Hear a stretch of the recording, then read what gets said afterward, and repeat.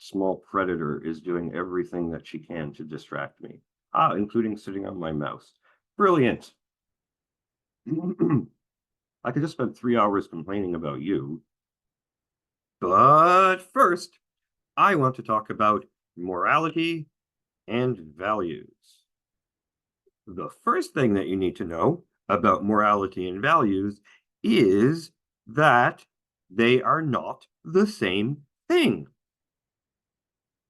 In fact, confusing morality with values is part of the reason why disagreements about social issues happen. There are two main differences between morality and values.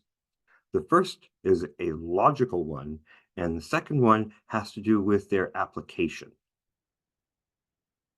A value is an attitude towards a thing, often expressed by a noun, and that attitude has to do with good and bad, and also importance.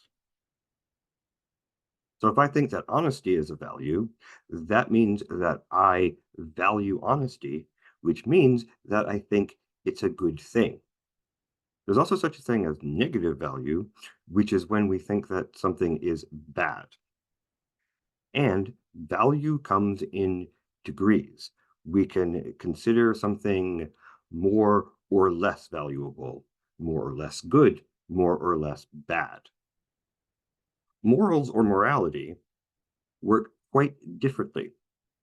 Values are about things, though often abstract things like honesty, but morals are about rules. Values are usually nouns, or at least something that takes the place of a noun in a sentence, whereas morals, whereas a moral is expressed in a sentence. A familiar example would be the Ten Commandments. Thou shalt not kill is a sentence. Thou shalt not steal is a sentence. And these are also examples of rules. The Ten Commandments are expressed in imperative sentences, a word which you can forget right away if you want to, but they can also be formulated in the form of should statements. So as you see on the screen, so you shouldn't tell lies, or we shouldn't kill people. They're not all negative. We should treat everyone equally is a moral rule, but it's a moral rule that says that we should do something as opposed to we should not. And like it says on the slide, we can use the word ought instead of the word should. So instead of saying you shouldn't tell lies, we could say we ought not to tell lies. These mean the same thing. The main idea here is duty or obligation. The other main difference between morality and values, which follows from the first one, although not in an obvious way, is that values can be subjective. They usually are subjective, whereas morality needs to be understood as universal.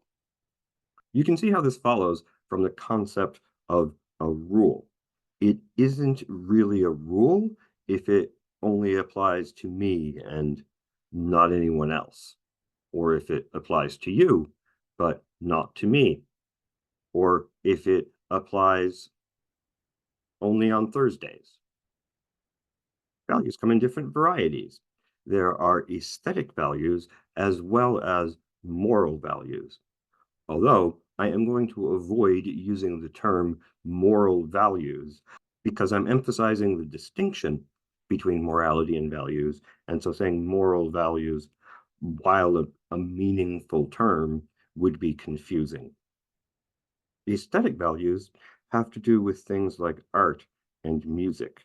So, for example, if you think Van Gogh's Starry Night is a great work of art, then you think it has value.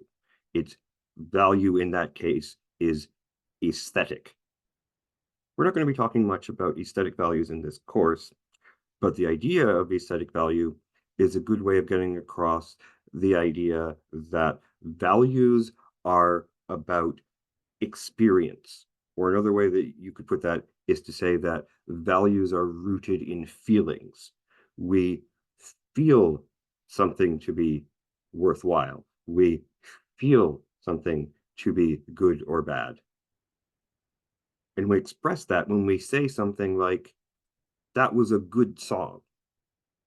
That means you enjoyed the song, you experienced it as something good, you experienced beauty in it, although that beauty was a beauty of sound rather than a visual beauty. Morality, on the other hand, is not about beauty or feelings or experiences. It pertains to behavior. Values are personal.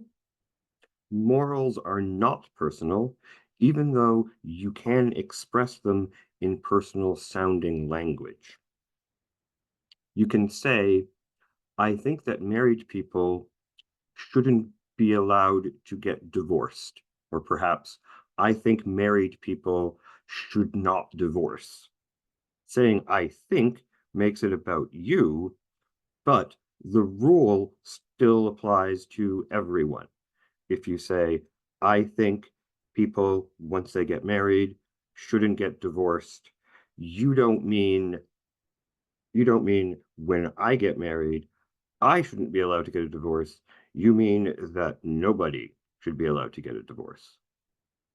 Although some philosophers dispute this, it's helpful to think of morality as being fundamentally about other people. A morally good person is someone who cares about other people, who respects other people's wishes, things like that. There is some dispute about whether something that happens only inside your head can be morally wrong, such as fantasizing about a coworker. The most common view is that morality doesn't apply to things that don't involve other people. And even among people who think that moral rules do apply to thoughts and not just actions, it's possible to argue that the only reason why they think that certain thoughts are bad is because those thoughts could lead to action in the future. So, for example, in the case of fantasizing about a coworker, maybe that's wrong because it might lead you to treat them less respectfully. But as far as this course goes, if you think of morality as something that only has to do with things that affect other people, you're fine. That's fine. Killing people in video games is not morally wrong because they're imaginary, actual people are not being harmed. I sure hope that killing people in video games isn't morally wrong, because I've surpassed 5 digits in Odyssey by now. Hmm, maybe I should think about playing some other game someday, but Odyssey is just so pretty. Anyway, I should probably mention that although we normally talk about moral rules in terms of action, inaction also counts. So you have probably heard of the trolley problem. I'll insert a picture of the trolley problem here. In the standard version of the trolley problem, there's a runaway streetcar. The word trolley just means streetcar.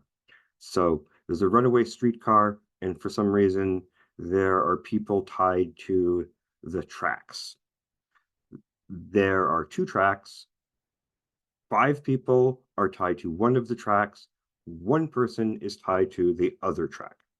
And you can pull a lever which will switch the runaway trolley from the track with the 5 people to the track with the one person. This is an example that's posed in moral philosophy, and there are a lot of variations on it, but that's the basic one.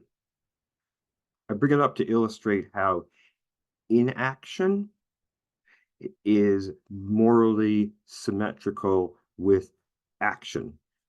I mean, if you choose not to pull the lever and the 5 people die, you don't get to say, I didn't do anything wrong because I didn't do anything.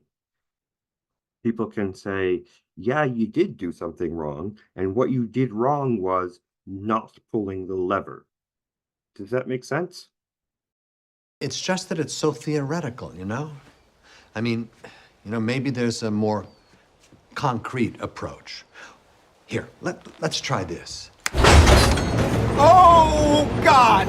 Michael, what did you do? I made the trolley problem real so we could see how the ethics would actually play out. There are 5 workers on this track and 1 over there. Here are the levers to switch the tracks. Make a choice. The thing is, I mean, ethically speaking... No time, dude! Make a decision! Well, it's tricky! I mean, on the one hand, if you ascribe to a purely utilitarian worldview... Okay, so, what did we learn? And if you're wondering, where do ethics come in? What's the difference between morality and ethics? Well, in philosophy, there isn't any difference. Morality and ethics mean the same thing.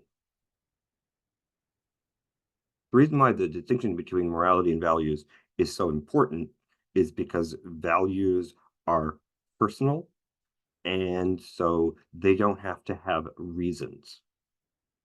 For instance, if I value physical fitness, that just means that I think or I feel that physical fitness is important, and it can just be important to me.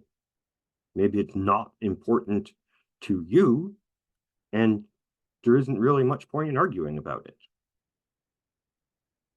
Moral rules, on the other hand, can be argued about, and in fact, they have to be argued about because they pertain to other people.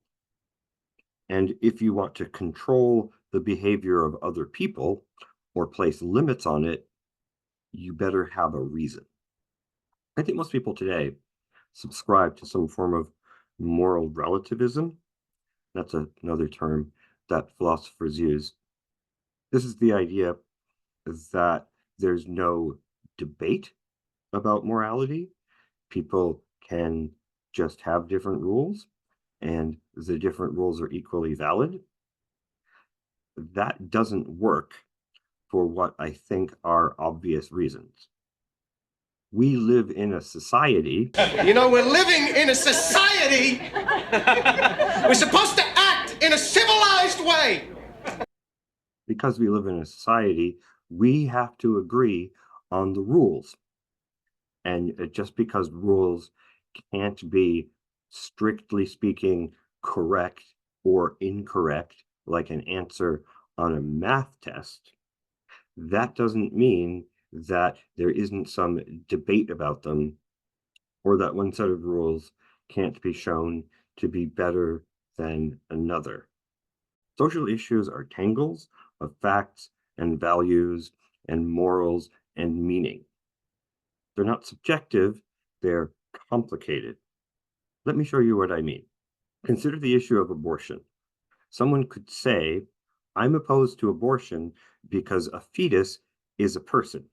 You could respond, well, that means what you mean by a person. But because it comes down to the definition of a word, doesn't mean that we just shrug our shoulders and agree to disagree.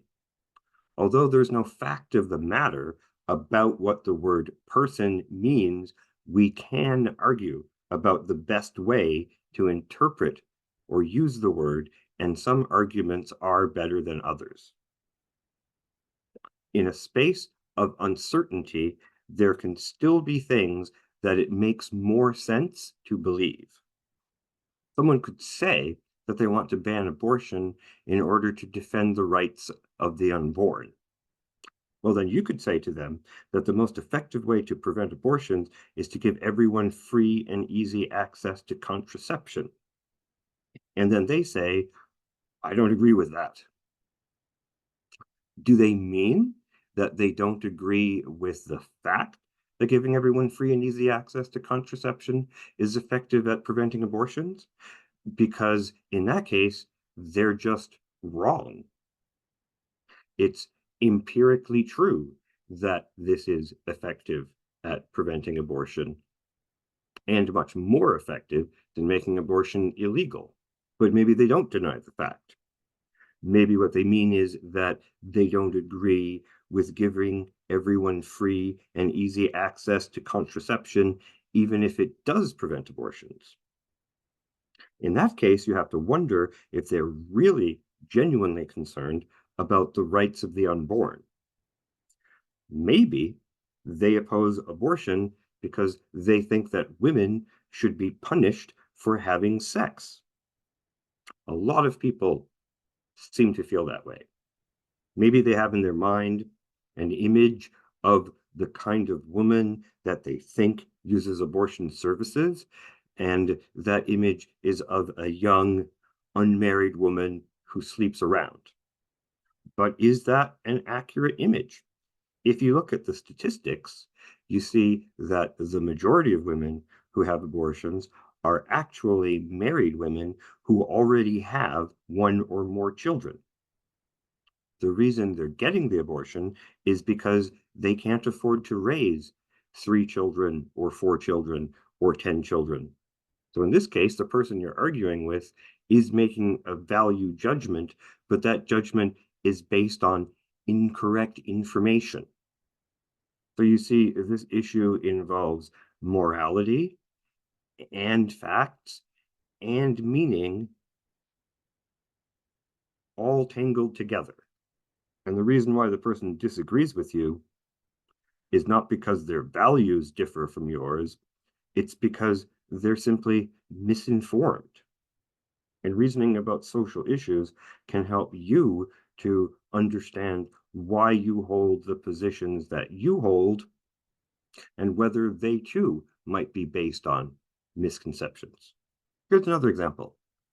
Let's say somebody says that they oppose same-sex marriage because of their values. But the problem here is that people shouldn't be allowed to marry people of the same sex isn't a value, it's a rule. By conflating the two concepts, morality and values, they're doing a kind of trick. They're taking the concept of values, which are allowed to be subjective, and applying it to rules, which are not allowed to be subjective. Here's a quick and easy method that lets you tell the difference between a moral and a value. If you put the words I value in front of something and it doesn't make grammatical sense, then it's not a value. So I value good hygiene works, but I value people have to use the bathroom corresponding to their gender assigned at birth doesn't. That doesn't make grammatical sense. It doesn't make logical sense.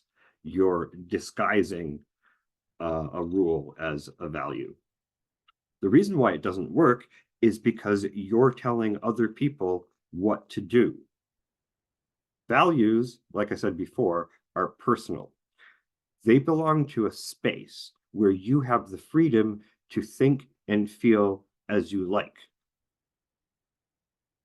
But morals are rules, and as such, they need to apply to everyone equally. Consider, I like black clothes. You might have noticed. I barely have any clothes in my wardrobe that are not black. But it would be pretty weird if I wanted to make everybody else also wear black clothes. I mean, it's just a preference. There aren't really any consequences to wearing black clothes or any harms that would be prevented by wearing black clothes. So what is the difference between a clothing preference and a sexual preference? Why is it ridiculous for me to want everyone else to conform to my clothing preferences, but acceptable for somebody to want everyone else to conform to their sexual preferences? The topics of clothes and sex aren't as far apart as you think. The same sort of people who might have objections to other people's sexual activities would probably also have objections to nudity, either on TV or in public. And what is nudity if not a clothing preference, a preference for no clothing? Wanting to control other people's lives, people you don't know and probably will never meet, so that they don't have any effect on your lives, that's weird, isn't it? Sometimes it seems to me that what some people call values are actually just preferences or opinions that they're very emotional about. So emotional, in fact, that they get upset when other people disagree with them, even when those people are strangers. I feel like some of you are thinking that the problem here is religion, but I disagree. I disagree because religion is also a personal thing. If I'm religious, it doesn't make sense for me to think that you should act according to my religion. Maybe you have a different religion. If I think that what you're doing is sinful, isn't that between you and God? I mean, even if I think you're going to hell because you're gay or something, it sounds like God has got this covered. And it's none of my business as long as you're not hurting someone else. In fact, I don't think people get their moral beliefs from religion. And I'd like to demonstrate this to you right now. Consider the topic of abortion. Conservative Christians commonly oppose abortion, and they point to their religious beliefs as a reason for doing so. But did you know that the Bible does not actually mention abortion? Not only is there no verse which specifically forbids it, it isn't even mentioned at all. There is a passage about miscarriages resulting from assault. It goes, "If men strive and hurt a woman with child, so that her fruit depart from her, and yet no mischief follow, he shall be surely punished, according as the woman's husband will lay upon him, and he shall pay as the judges determine. And if any mischief follow, then thou shalt give life for life." So this is a passage from Exodus setting out the law with respect to an assault upon a pregnant woman. If the assault causes a miscarriage, there is a punishment for it, which is that he shall pay a fine. That's what this line here, "he shall pay as the judges determine," part means. But if the mother dies, and that's what the line, "if any mischief follow," is meant to refer to, according to the way this was explained to me, if the mother dies, then the man who assaulted her is put to death. That's what "thou shalt give life for life" means. He takes her life, so his life should be taken. But notice that it doesn't say that his life should be taken as punishment for causing a miscarriage. The implication here is that causing a miscarriage is not treated as a crime on the same level as murder. I bring up this passage because some people point to it as evidence that the Bible forbids abortion, but as you can see, that's not the case. The crime being discussed here is assault. Another thing that conservative Christians normally disapprove of is homosexuality.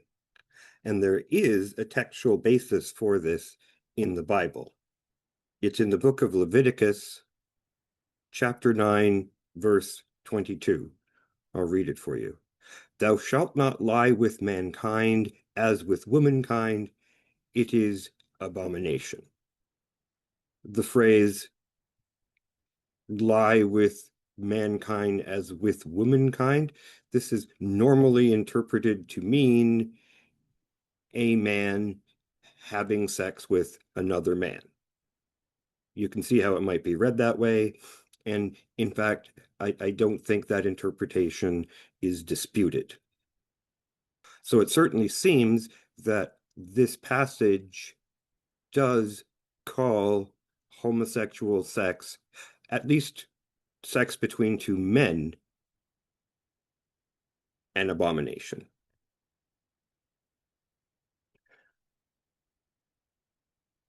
But what's interesting is that this act is part of a long list of other things that are also called abominations.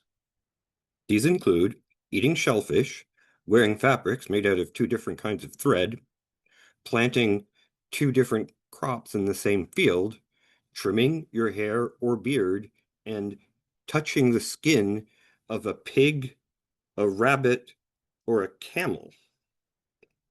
Nobody ever mentions these, even though they're, like I said, all part of the same list. And as far as I know, conservative Christians don't refrain from or condemn things like eating shellfish or wearing fabrics made out of two different kinds of thread. So what's going on here? What's going on is the people who say that they're against abortion and gayness because of their religion don't actually get these moral beliefs from their religion. They get them from their culture or community and then point to their religion as retroactive justification for them. How else are we to explain the fact that they cherry pick passages like Leviticus 19:22 while ignoring other passages that don't correspond to their current day beliefs and practices? Why place so much weight on the prohibition against homosexuality while completely ignoring the prohibition on eating shellfish or trimming your beard? Well, there is a reason why they think being gay is wrong. It's just that that reason has nothing to do with religion. If you're interested in knowing what that reason is, stay tuned. We'll be returning to it in a future lecture. Let's talk a little bit about the concept of rationality and its relationship to belief. Normally, we only want to believe things that are true because believing things that aren't true can have negative consequences. So you want to have the correct beliefs about nutrition because if you eat the wrong foods, that's probably bad for your health. For example, glue is not food. Neither are boats. You also want your belief about the time of day to be correct so that you don't show up an hour late for your lecture because you forgot about daylight saving time, to use an oddly specific example. This is why I've been pushing you to be rational all of this time, because it's in your best interest. It's actually part of what being rational means. However, unless you're Graham Linehan, being wrong about social issues probably won't impact your life that much. For most of us who are not directly affected by the issues, it's more about signaling your membership in a certain group or having a particular image of yourself. So having a position on a social issue feels more like being a Marvel or DC fan than it does a life or death matter, as it can be for members of the affected group. trans people or gay people or whatever. And so, although I'm not telling you how to live your lives, I do think that we have a duty to be informed about social issues.